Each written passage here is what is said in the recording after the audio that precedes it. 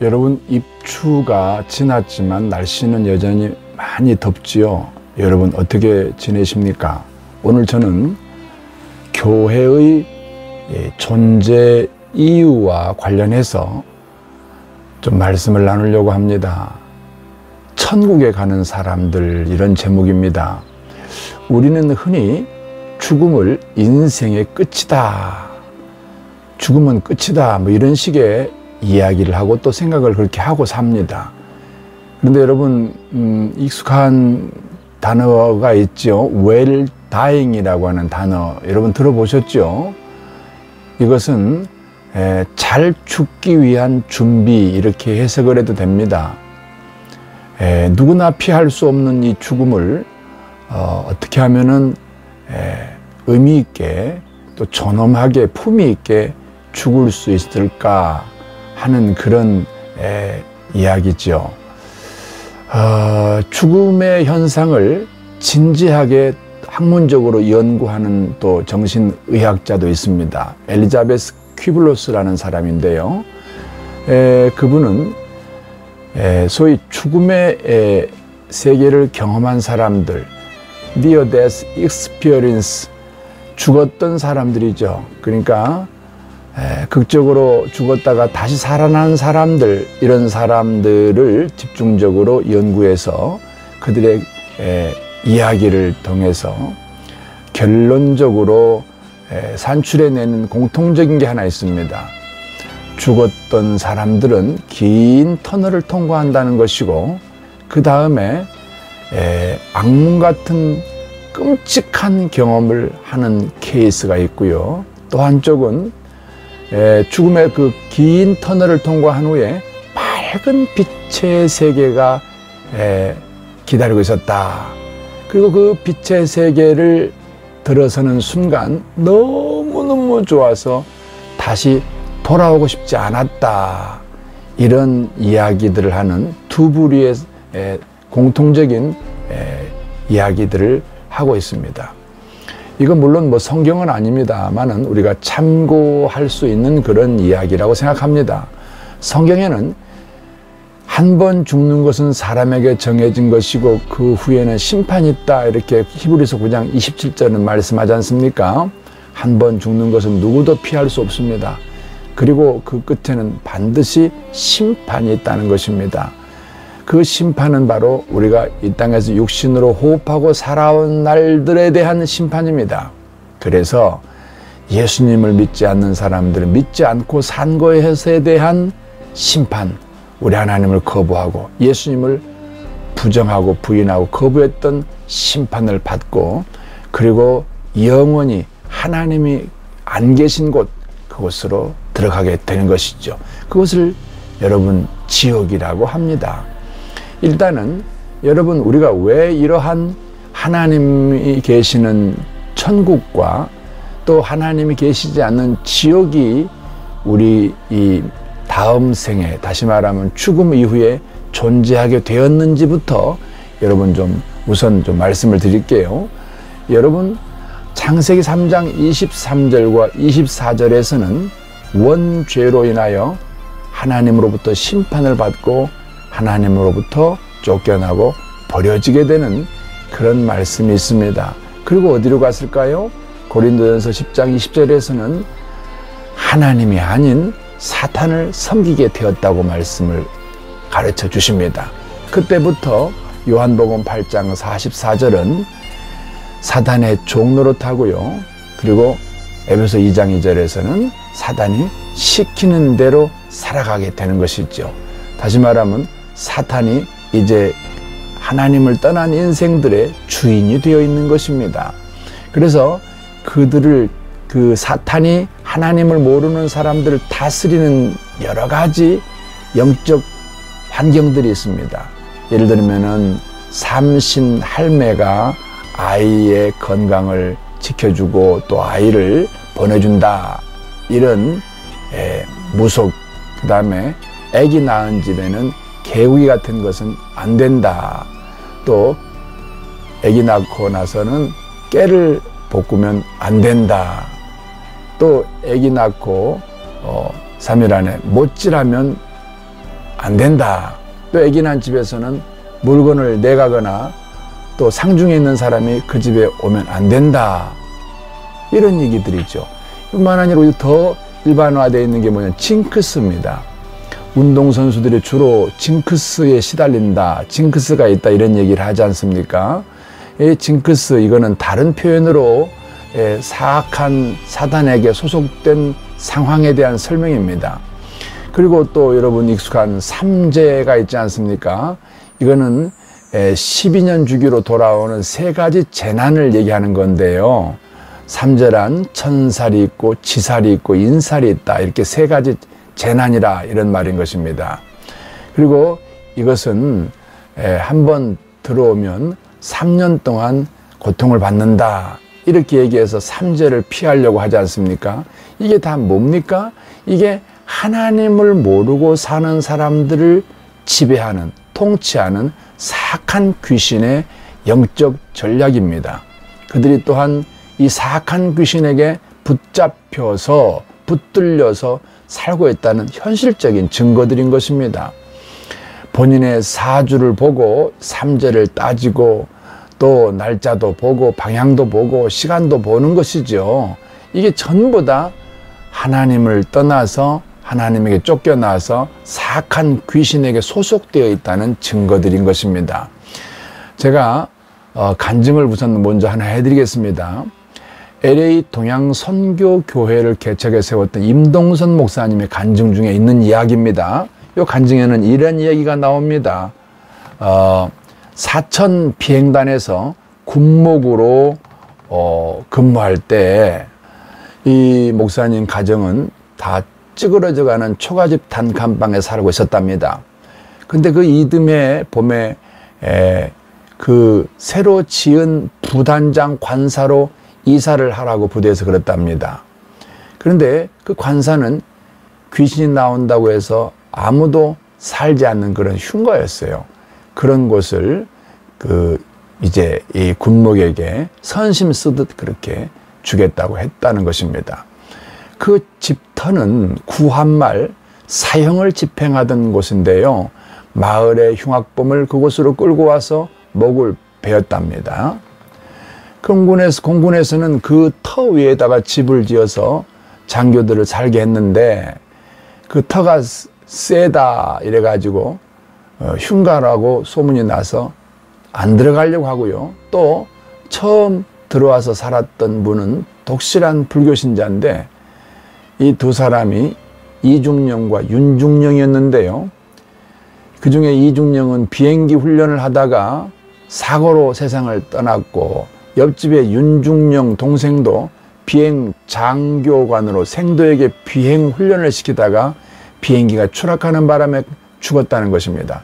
이렇게 그 집에 사는 사람들에게 사고가 잇따르자 다 나가버리고 집이 비어있게 된 그런 흉가였던 것입니다. 자, 그래서 이 임동선 목사님이 사모님에게 얘기를 했대요. 하나님이 주신 선물인 줄 알고 우리 이사합시다. 들어가 보니 그 집은 참 넓고 쾌적하더랍니다. 방이 3개나 되고 또 보면 채소를 심을 수 있는 그런 또 조그만 또 땅도 있고, 그래서 분에 넘치는 호화주택이었더라는 것입니다. 그런데 그 집에 이사한 날 저녁에 가정 예배를 드리는데 말이에요. 아들 승광이가요, 벽을 가리키면서 소리치더랍니다. 엄마, 저 시뻘건 거 저거 뭐야 저거, 엄마! 하고 그러더라는 거예요. 그 순간 엄마도 소름이 싹 돋더래요. 아, 이 집이 흉가라더니 진짜 사악한 귀신이 역사하는 집이로구나, 이래 싶어서 목사님 부부가 힘차게 찬송을 부르며 예수 이름으로 귀신을 떠나가도록 명령했다는 거. 한참 그렇게 하자 아이도 안정을 되찾고, 또 아이가 아까 봤던 것도 없어졌다 그러고 마음의 평안이 임하더라는 것입니다. 그 다음 날인데요, 가까운 교회로 새벽 예배를 갔더니 이 관사의 상황을 잘 알고 있는 그 교회 사모님이 목사님을 붙들고 묻더래요. 목사님, 어젯밤에 아무 일 없었습니까? 어젯밤에 아무 일 없었냐고. 그래서 목사님이 이래이래해서 이런 일이 있었다 하고 얘기를 했더니 목사님 기도 많이 하셔야 됩니다. 우리 함께 기도합시다. 그러더라는 거예요. 여러분, 이 흉가에서 이 목사님은요, 임동선 목사님은 승진을 했고요. 서울 공군 본부 군목실장이 돼서 영전되어서 서울로 올라갈 때까지 그 집에서 만 3년을 잘 살았다는 것입니다. 이렇게 예수 믿는 사람에게는 승리가 있는데, 여기서 말씀을 좀 진행하고자 하는 과정에서 여러분 연결하고 싶은 것은, 하나님을 모르는 사람들은 실제로 사악한 귀신에게 붙들려서 귀신에게 붙잡혀 살고 있다는 것입니다. 얼마 전에 60대 남성이 아들을 사제총으로 쏴 죽인 그런 사건이 있었잖아요. 이 사건을 조사한 경찰이 이렇게 얘기합니다. 이 남성이 망상에 빠져 범행했다. 망상이 뭐예요? 환청을 듣는 거죠. 환시를 보는 거죠. 그리고 사람 눈에 안 보이는 다른 것들이 보이는 거예요. 그래서 이 망상에 빠져서 그런 사건을 저질렀다. 이렇게 얘기를 했더라는 것입니다. 여러분, 하나 더 얘기해 드릴까요? 어느 바닷가에 사는 집사 부부에 대한 이야기를 어느 책에서 봤습니다. 그 집에 부인 되는 여자는요, 아주 우울증이 심하고 불면증으로 잠을 못 자는 그런 상황이었답니다. 그리고 밤마다 누가 부른다 그러면 자꾸 바다 물속으로 걸어 들어간다는 것입니다.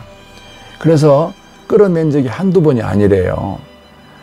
그래서 목사님을 찾아와서 목사님께 상황을 얘기하고 도와달라고 기도를 부탁하는 것이죠. 그런데 목사님이 물어봤대요. 혹시 집안에 물에 빠져 죽은 분이 계신가요? 그랬더니 예, 깜짝 놀라면서 저희 어머니가 바다에서 조개를 잡다가 밀물이 들어올 때 미처 빠져나오지 못하고 돌아가셨습니다. 자, 이런 것이 바로 사악한 귀신이 집안에 주인 노릇하고 있는 그런 실제적인 현상입니다. 이 목사님이 기도했어요. 예수님 이름으로 귀신아, 이 가정에서 떠나가라고.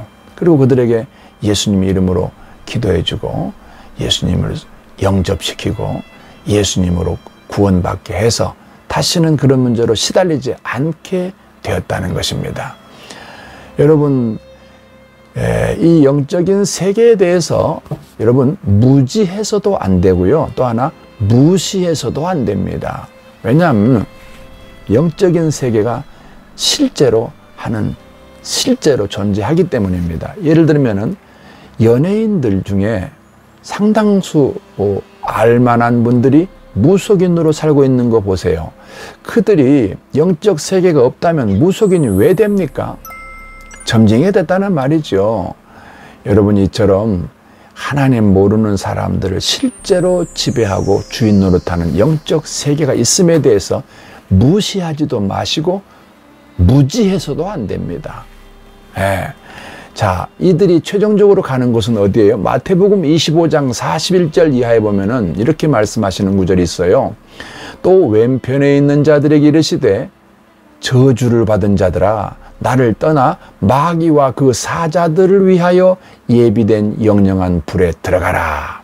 바로 하나님을 떠난 사람들이 죽음 이후에 가는 곳은 바로 여기 분명한 게 마귀와 그 사자들이 있는 곳, 귀신들이 있는 곳, 영영한 불, 거기가 지역인 것이죠. 자, 그런데 반대로 예수님 믿는 하나님 백성들은 어디로 갈까요? 성경은 천국을 설명합니다. 이 천국이라고 하는 말의 뜻은요, 헬라어로 바실레이아 톤 우라논 그렇습니다. 말은 하늘의 왕국이라 이런 뜻이죠. 영어로는 Kingdom of Heaven 아닙니까? 천국 또는 하늘의 왕국이라는 것이죠. 분명한 사실은요, 천국은 어떤 그 지식적으로 사람들이 꾸며낸 얘기가 아니라 분명한 장소적 개념이라는 사실을 여러분 먼저 아셔야 됩니다. 예수님 믿고 죽은 사람들이 들어가는 장소로 천국은 분명히 우리에게 말씀을 하십니다. 요한복음 14장 2절 3절 제가 읽어드릴게요. 내 아버지 집에 거할 곳이 많도다. 그렇지 않으면 너희에게 일렀으리라. 내가 너희를 위하여 처소를 예비하러 가노니 가서 너희를 위하여 처소를 예비하면 내가 다시 와서 너희를 내게로 영접하여 나 있는 곳에 너희도 있게 하리라. 어떻습니까? 분명히 장소적 개념 아닙니까? 예, 천국은 사람들이 꾸며낸 이야기가 아닙니다. 예수님을 믿고 구원받은 사람들은 죽음 이후에 여기 가는 것입니다. 요한계시록 14장 13절에는요. 또 내가 들으니 하늘에서 음성이 나서 이르되 기록하라. 지금 이후로 주 안에서 죽는 자들은 복이 있도다. 그리고 성령이 말씀하시기를 그들이 수고를 그치고 쉬리니 그들의 행한 일이 따르며 하시더라. 여기 두 가지 중요한 얘기가 있어요. 바로 주 안에서 죽어야 좋은 곳에 간다는 것입니다. 사람들은 인생이 이 땅에서 죽음을 맞이할 때 좋은 곳에 가라고 여러 가지 무속적인 행위들을 하지 않습니까? 그런데요, 좋은 곳, 바로 천국은 예수님 안에서만 갈 수 있다는 것입니다. 또 하나 거기는 그들의 일생을 살면서 고통스럽게 살았던 모든 수고를 그치고 쉬는 곳이라는 것입니다. 또 한 가지는 그들이 이 땅에서 하나님을 위해서 했던 모든 행한 일들에 대해서 우리 하나님은 그들에게 상급을 주신다는 말씀이 여기 이렇게 기록되고 있습니다. 거기에는요, 마귀도 없고 귀신도 없고 죄도 없습니다.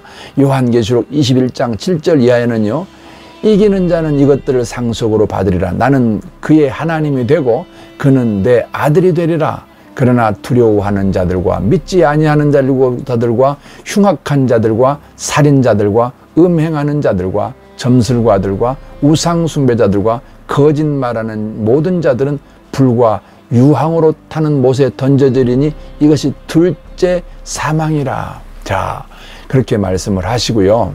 또한 요한계시록 21장 3절 4절에 가니까 거기에는 슬픔도 없고 아픔도 없고 어둠도 없답니다. 모든 눈물을 그 눈에서 닦아주시니 다시는 사망이 없고 애통하는 것이나 곡하는 것이나 아픈 것이 다시 있지 아니하리니 이렇게 말씀을 하십니다. 또한 거기에는 해와 달의 비춤이 쓸데없답니다. 요한계시록 21장 23절 이하를 보니까 그 성은 해나 달의 비춤이 쓸데없으니 이는 하나님의 영광에 비치고 어린 양이 그 등불이 된다. 이렇게 말씀하세요. 거기에는 하나님의 보좌가 있습니다. 요한계시록 14장 22절에니까 나는 곧 성령에 사로잡히게 되었습니다. 이 세번역 성경입니다. 그런데 하늘에 보좌가 하나 놓여 있었고 그 보좌에 한 분이 앉아 계셨습니다. 바로 하나님께서 보좌에 앉아 계신다는 것입니다. 요한계시록 14장 14절에는 내가 보니 흰 구름이 있고 구름 위에 인자와 같은 이가 앉으셨는데 그 머리에는 금 면류관이 있고 그 손에는 예리한 낫을 가졌더라. 여기 하나님의 보좌가 있는 곳, 거기에 우리가 함께 사는 것입니다.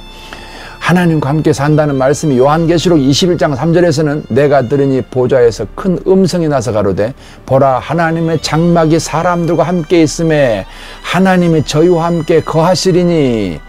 여러분, 하나님과 함께 사는 곳, 거기가 천국입니다. 우리가 이 나라로 옮겨갈 수가 있습니다. 그러면 어떻게 갈 수 있습니까? 누가 갈 수 있습니까? 자, 성경 몇 구절을 분명하게 아셔야 됩니다. 마태복음 20장 28절에 보니까 인자에 온 것은 섬김을 받으려 함이 아니라 도리어 섬기려 하고 자기 목숨을 많은 사람의 대속물로 주려 함이라. 우리 예수님께서 오셔서 우리 대신 십자가에 죽으셨습니다. 우리의 죄를 대신해서 대속 제물되어 죽으셨다는 것입니다. 그리고 이 사실에 대해서 로마서 10장 9절 10절은 네가 만일 네 입으로 예수를 주로 시인하며 또 하나님께서 그를 죽은 자 가운데서 살리신 것을 네 마음에 믿으면 구원을 얻으리라. 잠깐 여러분 생각을 한번 해보세요. 예수님께서 나를 대신해 죽었다가 다시 살아나신 사실을 믿으셔야 됩니다. 그 사실을 믿어야 구원입니다. 그렇게 되면 어떤 일이 벌어집니까? 요한 1서 3장 8절에 보니까 하나님의 아들이 나타나신 것은 마귀의 일을 멸하려 하심이라.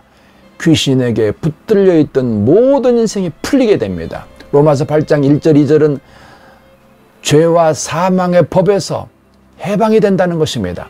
하나님의 법을 범한 죄로 하나님과 영원히 분리된 이후에 그 법에서 해방되어서 구원을 받게 되는 것입니다. 그리고 히브리서 10장 20절에서는 새로운 살 길이 열린다고 말씀을 하십니다. 바로 이것이 교회가 이 땅에 존재하며 해야 할 일인 것입니다.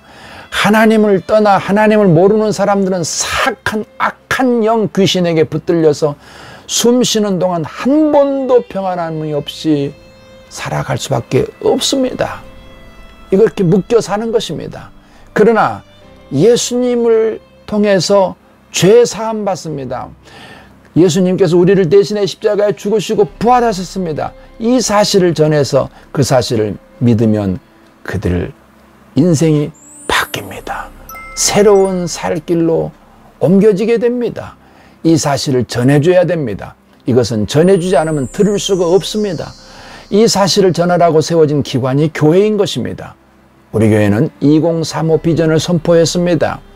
2035년까지 온 힘을 다해서 마라톤 선수가 골인 지점을 향해서 열심을 다해서 온 힘을 다해서 마지막 힘을 다해서 골인 지점을 향해 달려가듯 우리는 10년을 그와 같이 열심을 다해 살아서 교회로서의 역할, 교회 기능을 다함으로 우리 주님이 우리를 데리러 오시는 그날에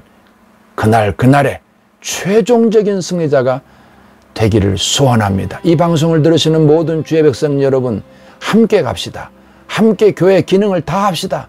교회로서 존재 역할을 다하십시다. 감사합니다.